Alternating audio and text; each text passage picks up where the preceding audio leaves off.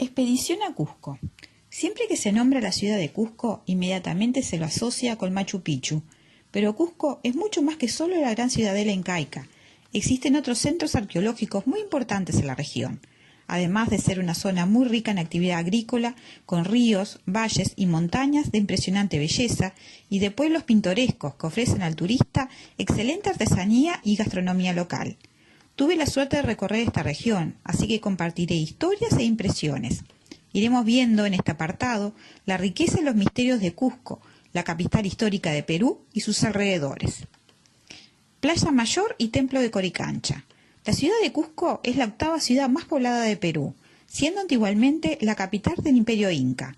Según cuenta una leyenda, Manco Cápac y Mama Ocllo bajaron desde el lago Titicaca por consejo de su padre el dios Sol. Juntos lanzaron una jabalina de oro hacia los cielos y allí donde cayó y se clavó fue que fundaron un nuevo pueblo, que pasaría a ser la llamada ciudad de Cusco. Según registros arqueológicos, la ciudad se fundó mucho antes que eso, hace unos 3.000 años con unas 500 personas aproximadamente, pudiendo ser Cusco la ciudad habitada más antigua de toda América. Existieron otros grupos étnicos en el valle anteriores al pueblo inca y se cree que el diseño original de la ciudad fue obra de Pachacútec. La historia de Pachacútec la encuentran relatada en el apartado sobre Machu Picchu. El plano de Cusco antiguo tiene forma de puma, con la plaza central en la posición que ocuparía el pecho del animal. La cabeza del felino estaría ubicada en la colina donde se encuentra la fortaleza de Sacsayhuamán, un enclave arqueológico importante que también visité y que les describiré más adelante, como parada obligada de quienes transiten por esa región del Perú. Recuerden que la ciudadela de Machu Picchu supuestamente tiene forma de ave, algo muy común el tener en cuenta animales sagrados en el diseño de ciudades por el Imperio Inca. La historia de la invasión española a Cusco y sus consecuencias es larga y trágica de contar. Voy a resumir solo un par de hechos históricos relevantes para quienes visiten la plaza central de la ciudad de Cusco, para que tengan en cuenta lo ocurrido cientos de años atrás y el derramamiento de sangre que allí se presenció. Doy fe de que al estar en ese lugar se siente una energía cargada de tristeza y angustia. Manco Inca fue el primero de 4 monarcas sucesores de Atahualpa, 13º soberano inca. Primeramente apoyó a los españoles durante la colonización, creyendo que eran salvadores enviados por los dioses, pero luego de sufrir y de ver tanto abuso, se pasó al bando contrario, tratando de liberar a Cusco de la cruenta invasión española, y casi lo logra. Finalmente fue muerto puñalado por los españoles. Agonizando, le dijo al hijo que sucedería su investidura. No te dejes engañar con sus melosas palabras, son todas mentiras. Si tú les crees, te engañarán como lo hicieron conmigo. A Manco Inca le sucedieron 2 hijos, y el tercero fue Tupac Amaru I. Él defendió la región de Vilcabamba, de los españoles. Contaba con un ejército de aproximadamente 2.000 hombres, pero sin dudas en inferioridad de condiciones en cuanto a armamento frente a los españoles. Finalmente, Tupac I fue derrotado y apresado. Los españoles trataron infructuosamente de convertir a Tupac al cristianismo y ante su negativa decretaron su muerte por decapitación en la plaza central de Cusco, donde hubo alrededor de 10.000 a 15.000 personas presentes durante su ejecución. Registros históricos cuentan de lamentos desgarradores que invadieron a los asistentes de esta cruenta muerte. En 1780, la ciudad de Cusco se vio nuevamente convulsionada por un movimiento iniciado por Tupac Amaru II, descendiente de Tupac Amaru I, que se levantó también en contra de la administración española. Su levantamiento fue sofocado tras varios meses de lucha. Tupac II fue también vencido, tomado prisionero y ejecutado junto a toda su familia en la plaza de armas de la ciudad de Cusco, al igual que su antecesor. El derramamiento de sangre que ha visto esta plaza central de Cusco no es un tema menor. Me sentí tan extraña allí que ni siquiera saqué una foto. Pasemos a visitar ahora el templo de Coricancha. Hay mucho que visitar en Cusco, pero en un par de sitios son imperdibles para el visitante. Entre ellos se encuentra el majestuoso Templo de Coricancha, también llamado Templo del Sol o Templo Dorado, sobre el cual fue posteriormente construido el convento de Santo Domingo. Es el templo mayor de Cusco, de una belleza majestuosa, está muy bien conservado y los exteriores son increíbles en el verde del pasto y su vegetación. Es un sitio con mucha energía.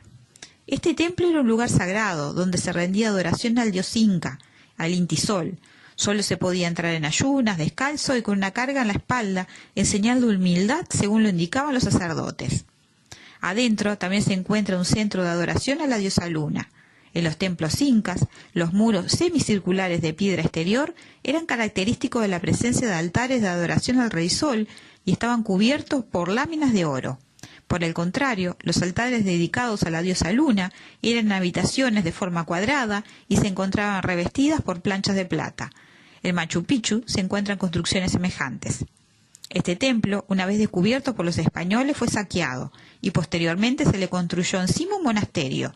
Los españoles cubrieron las paredes del viejo enclave inca con yeso y pintaron sus imágenes de santos, eliminando todo vestigio de la anterior civilización. Además, tapiaron las antiguas paredes con nuevas construcciones al estilo español. Todo esto ocurrió durante la evangelización del pueblo indígena, pero quiso la madre naturaleza y sus dioses que tal ofensa fuese castigada.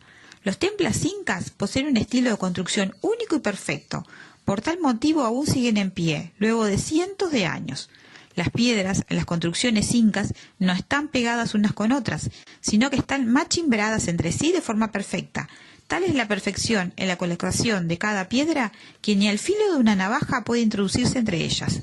Este tipo de construcción es ideal en zonas sísmicas, ya que disipan la energía del movimiento telúrico a través del roce entre las rocas, para que la construcción no caiga. También la forma trapezoidal de sus piedras y estructuras, como puertas y ventanas, tenían componentes antisísmicos. Las piedras están talladas con inclinación hacia izquierda de un lado y hacia derecha del opuesto, ejerciendo presión hacia el centro de la tierra para mantener estabilidad. Eran los incas unos grandes constructores y arquitectos, al igual que los mayas y que lo fue el pueblo egipcio. Pero a diferencia de estos, los españoles construían con piedras de forma cuadrada o rectangular y cementadas entre sí, por lo que durante sucesivos sismos la construcción del convento fue cayendo y dejando al descubierto por debajo la vieja construcción inca. Actualmente el templo posee una combinación de estructuras coloniales hispanas en conjunto con las tradicionales incaicas. El terremoto que dejó más al descubierto la vieja edificación incaica fue un acaecido en 1950. Este templo es muy visitado por los turistas, por lo que es difícil realizar rituales de meditación. Igualmente se puede percibir la energía del lugar. En mi caso, más aún en la habitación dedicada a la diosa Luna, que representa la energía de la mujer. Allí estuve a punto de desmayarme. Las personas altamente sensitivas tienen que entrar con cuidado a sitios donde se realizaron en algún momento ceremonias rituales o inclusive sacrificios, porque mucha información energética te llega de golpe y es complicado de asimilar para nuestro cuerpo. Quien no posea percepciones extrasensoriales no sentirá nada y podrá transitar tranquilamente sin problemas. Si viajas con una persona sensitiva, ten paciencia. No es su culpa sentirse mal de golpe. Ahora pasaremos a visitar el enclave de Sacsayhuamán. Traducido del quechua vendría a significar algo así como lugar donde se sacía el alcohol. Es una fortaleza ceremonial ubicada a 2 kilómetros al norte de la ciudad de Cusco. Anteriormente vimos referencia de la forma de la ciudadela de Machu Picchu con un ave picaflor y a la ciudad de Cusco con un puma, siendo este enclave la cabeza. Desgraciadamente, con el aniquilamiento de la nobleza inca, desaparecieron muchas de las técnicas que permitieron la construcción de esta monumental fortaleza o santuario, el cual produjo la admiración de los conquistadores españoles. El inca Garcilaso de la Vega, cronista mestizo, le hace una descripción en su época. La fortaleza ceremonial de Sacsayhuamán es, con sus muros megalíticos, sin duda, la mayor obra arquitectónica que realizaron los incas durante su apogeo. Desde la fortaleza se observa una singular vista panorámica de los entornos, incluyendo la ciudad de Cusco. Sacsayhuamán se encuentra a una altura de 3.700 metros sobre el nivel del mar y abarca una extensión de 3.093 hectáreas. Sus piedras son monumentales, llegando a pesar cada una entre 20 y 80 toneladas. Muchos historiadores y arqueólogos se preguntan cómo hacían los incas para mover y tallar tales moles de piedra, misma pregunta que se hacen para las construcciones en Isla de Pascua o en Egipto. Se habla del uso del agua y del fuego como medios de ruptura y de tallado, y de sogas para el transporte. Hay figuras diseñadas en estas piedras, además de entradas a túneles subterráneos, anfiteatros y centros de sacrificio. Se dice que era un centro militar donde se entrenaban guerreros, con un templo al dios Inti y un lugar para sacrificios humanos. Se supone que de mujeres vírgenes de alta alcurnia que eran ofrendadas a los dioses. Actualmente en Sacsayhuamán se lleva a cabo el 24 de junio, durante el solsticio de invierno, el festival anual del Inti Raymi, donde se escenifica el ritual incaico de culto al dios Sol. La gente lugareña se moviliza con disfraces de colores y baila danzas típicas, repitiendo así la tradición de sus antepasados. A esta fiesta llegan visitantes de todo el mundo que reservan sus lugares con mucha anticipación. Ahora haremos un recorrido por el Valle de Urubamba, también llamado el Valle Sagrado de los Incas, donde importantes ríos y arroyos nutren de agua una rica zona de explotación agrícola. En Perú se encuentran 42 tipos de microclimas y su actividad agraria en estas alturas se basa mayoritariamente en el cultivo de la papa. También se produce aquí el mejor grano de maíz del Perú. Los campesinos siguen utilizando los ancestrales métodos de cultivo. No se usa tractor ni arado mecánico, como mucho arado tirado por bueyes. El que ara el campo es el hombre y la mujer es la que deposita la semilla. Es el único método de cultivo viable. Aprovecha los desniveles, llamados andenes de cultivo, de una manera que asombra al que visita sus plantaciones. No utilizan fertilizantes, todo es orgánico. Les recomiendo visitar plantaciones y pueblos de colza y de pisac para la compra de artesanías locales a muy buen precio. Encontrarán tanto textiles como joyería en plata peruana y artesanías varias. Aprovechen la cocina local, que es de las mejores de América Latina. Les voy a compartir además fotos de Sonesta Posadas del Inca, en Valle Sagrado, Yucay, un sitio maravilloso para descansar y probar la cocina orgánica. También voy a compartirles fotos de las artesanas del pueblo de Chinchero, dando una explicación de cómo hacen para teñir sus productos textiles a partir del uso de pigmentos orgánicos. Utilizan semillas de la región para elaborar tintes naturales. Encontramos colores azul, verdes, rojo en todas sus gamas, amarillo, marrón, y hasta usan insectos para crear el color plateado, como ser los bichos de la humedad. Estas artesanas locales tejen con distintos colores dependiendo del estado emocional en que se encuentren durante el momento de su trabajo. Si están tristes o preocupadas, utilizarán colores oscuros, pero si se encuentran enamoradas o felices, utilizarán colores vibrantes. Ellas también producen sus propios cosméticos naturales, hasta tienen lápices de labio que no se corren, fabricados con productos de la madre tierra. Ahora haremos un paseo por Ollantaytambo, poblado y sitio arqueológico unos 90 kilómetros al noreste de la ciudad de Cusco. Se puede llegar desde Cusco por tren. Era un punto estratégico del imperio inca, ya que confluían allí varios valles entre montañas, teniendo que pasar sí o sí por este punto prácticamente toda persona que se trasladara dentro del imperio. Se lo tomaba básicamente como un puesto de control de tránsito de personas, además del lugar de adoración a los dioses y también un centro de cosecha. Pachacútec conquistó la región, construyó el pueblo y un centro ceremonial. En la época de la conquista española sirvió como fuerte de Manco Inca Yupanqui, líder de la resistencia inca.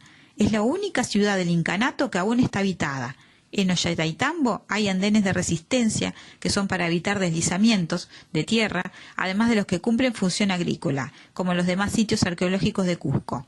Hoy es una importante atracción turística, además de ser uno de los puntos de partida más comunes del camino del Inca hacia Machu Picchu. Misterios en Cusco.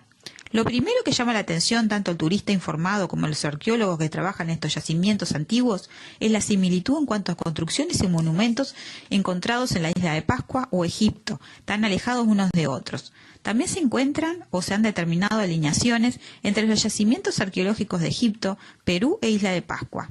Otro gran cuestionamiento es cómo lograron los incas el transporte de piedras que en algunos casos alcanzaban las 60 o 80 toneladas, con terminaciones graníticas perfectamente pulidas, sumado un gran recorrido desde canteras lejanas. Hay muchas interrogantes que hoy llevan al debate por sus increíbles teorías. Una de las cosas que más me impresionó durante mi visita a Cusco, su valle sagrado y poblados aledaños, es que no generan residuos que no sean biodegradables. Allí no se ve basura desperdigada plástica de ningún tipo, lo cual indica que frente a sociedades mal llamadas de primer mundo o en vías de desarrollo, por lejos ellos, en el campo, resultan más ecológicamente civilizados que nosotros. Sentí una profunda vergüenza al comparar cómo vivimos en alguna de las grandes ciudades de América Latina, tapados de desechos no biodegradables y de mugre en las calles. Quien visita Perú, no solo por turismo, sino también para embeberse de la cultura y la fascinante historia de ese país, no puede dejar de visitar en la capital Lima el famoso Museo del Arco. Fundado en 1926, se encuentra ubicado en el llamado distrito de Pueblo Libre. Este maravilloso museo exhibe 3.000 años de historia del Perú precolombino. Se encuentra ubicado en una casa hacienda virreinal que data del siglo XVIII, la cual fue a su vez construida sobre una pirámide precolombina del siglo XVII. Lo recomiendo como parada inicial al llegar al Perú. Allí encontrarán en detalle y explicado en orden cronológico toda la historia del país, además de que verán una de las colecciones de vasijas y artesanías en barro precolombinas más importantes del mundo.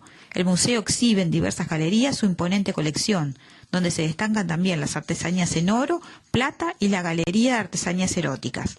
En mi caso estuve allí un par de horas sacando fotos, escribiendo en mi diario de viaje información que me sería útil para cuando visitara los distintos yacimientos arqueológicos en Cusco, además de analizar la rica simbología de las cerámicas de los diversos pueblos indígenas peruanos que vivieron en esas tierras.